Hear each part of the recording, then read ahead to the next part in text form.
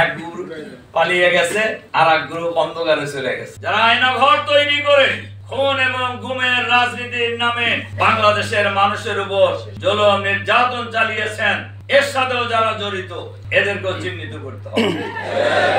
একটি চাঁদাবাজ মুক্ত সমাজ কায়েম করতে চাই আমরা, একটি দুর্নীতি মুক্ত সমাজ কায়েম করতে চাই আমরা, একটি দখলবাজ মুক্ত বাংলাদেশ কায়েম করতে চাই আমরা, একটি সমৃদ্ধ বাংলাদেশ কায়েম করতে চাই আমরা, একটি আধুনিক বাংলাদেশ কায়েম করতে চাই আমরা, একটি মানবিক বাংলাদেশ কায়েম করতে চাই আমরা, একটি ন্যায় ইনসাফের বাংলাদেশ কায়েম করতে চাই আমরা, এই বাংলাদেশে একটি ইসলামিক কল্যাণ রাষ্ট্র কায়েম করতে চাই। আল্লাহ তাআলা এই ফ্যাসিবাদের পতনের পর বাংলাদেশের 18 কোটি মানুষকে মুক্ত করে দিয়েছেন, আর যারা জুলুম চালিয়েছেন এরা অন্ধকারে চলে গেছে। অন্ধকারে কাউকে দেওয়ার দরকার হয় না, নিজেরাই চলে গেছে। তাদের আর সূর্যের আলোতে দেখা যায় না, দেখা যায় এক গ্রুপ পালিয়ে গেছে, আর এক গ্রুপ অন্ধকারে চলে গেছে। আমাকে একজন বলতেছিলেন এক দেশের কথা, সেখানে তার বাড়িঘর আছে অনেকগুলি, দেখা হয়েছে এক জায়গায় হোটেলে। তো বললে, সে জিজ্ঞাসা করছে যে আপনি হোটেলে থাকেন কেন? ওইটা যে আমার বাড়ি, এইটা জন লোকেরা জানে আর কি, বাংলাদেশের লোকেরা। আপনি আমার কথা কি বুঝতে পারছেন? আপনারা মানে তার যে বাড়ি আছে বিদেশে, এই বাড়ি যে তার, এইটা বাংলাদেশিরা জানে। এই জন্য বাংলাদেশের মানুষের ভয়ে তার নিজের বাড়িতে থাকে না, থাকে হোটেলে বিদেশে। এই জীবন, এই রাজনীতির 2 পয়সার দাম আছে? হ্যাঁ, এই চুরি চামারির 2 পয়সার দাম আছে? এই দুর্নীতি করে বিদেশে বাড়ি বানানোর 2 পয়সার কোনো মূল্য আছে? সময়ের ব্যবধানে যুগে যুগে যারাই এই জুলুম করেছে তাদের পরিণতি এটাই হয়েছে, এর বাইরে কিছু হয় নাই। আল্লাহ তাআলা কোরআন শরীফে বলছেন, কাযালিকা জাআলনা ফি কুল্লি ক্বরিয়াতিন আকাবিরা মুজরিমিহা লিয়ামকুরু ফিহা ওমা ইয়ামকুরুনা ইল্লা বিআনফুসিহিম ওমা ইয়াশউরুন।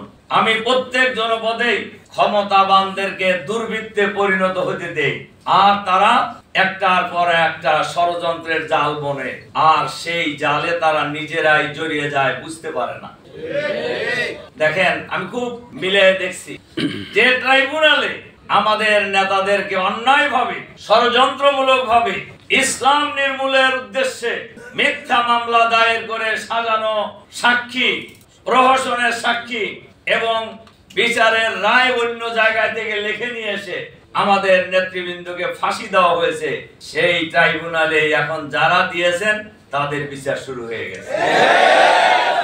আজকের এই সম্মেলনে আমরা অন্তর্বর্তীকালীন সরকারের কাছে আহ্বান জানাতে চাই, যারাই এই ষড়যন্ত্রের সাথে জড়িত, যারা এই ফ্যাসিবাদের সাথে জড়িত, তারা বাংলাদেশে থাকুক আর বিদেশে থাকুক, যেখানেই থাকুক না কেন, তাদেরকে গ্রেফতার করে ট্রাইব্যুনালে বিচারের মুখোমুখি করতে হবে।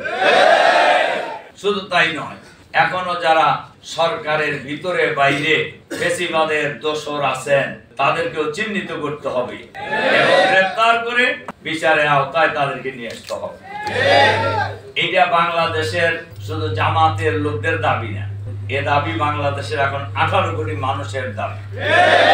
যারা আয়না ঘর তৈরি করে খুন এবং গুমের রাজনীতির নামে বাংলাদেশের মানুষের উপর জুলুম নির্যাতন চালিয়েছেন, এর সাথেও যারা জড়িত এদেরকেও চিহ্নিত করতে হবে এবং এদেরকে বিচারের মুখোমুখি করতে হবে।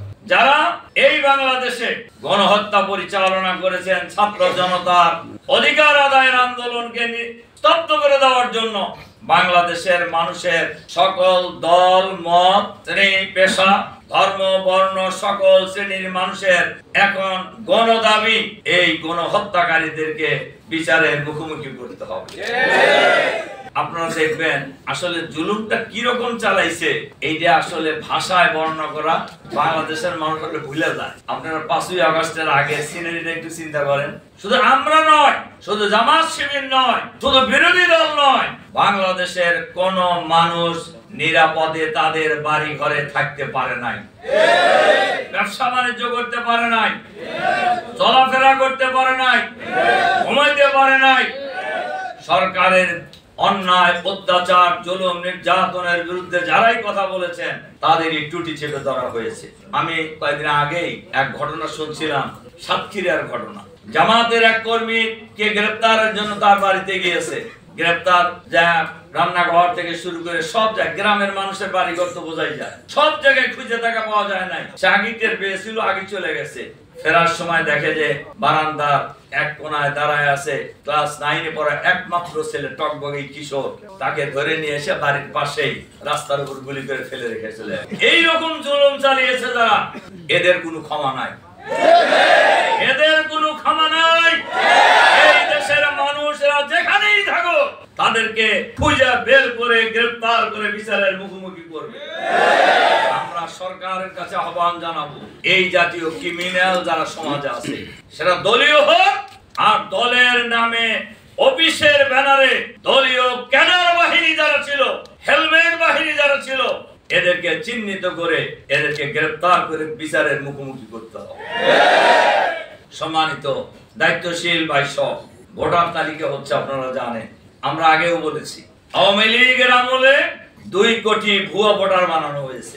আমরা নির্বাচন কমিশনারের কাছে বলতে চাই, এই 2 কোটি ভুয়া ভোটার আপনারা কি করবেন তা বলতে হবে জাতিকে। তার কারণ যে নির্বাচন কমিশন গঠন করা হয়েছে, এটা কোনো দলীয় নির্বাচন কমিশন নয়। হাজার হাজার মানুষের রক্তের বিনিময়ে অর্জিত যে ফ্যাসিবাদ মুক্ত বাংলাদেশ, সেই বাংলাদেশের নির্বাচন কমিশন। কাজে আওয়ামী লীগের ভোটার তালিকা অনুযায়ী সামনের ভোট নির্বাচন করার কোনো সুযোগ নাই। ফ্রেশ ভোটার তালিকা করতে হবে। এ ব্যাপারে জাতি ঐক্যবদ্ধ। গোজামিলের ভোটার তালিকা এই দেশের মানুষ মানবেন, আপনারা মানবেন না?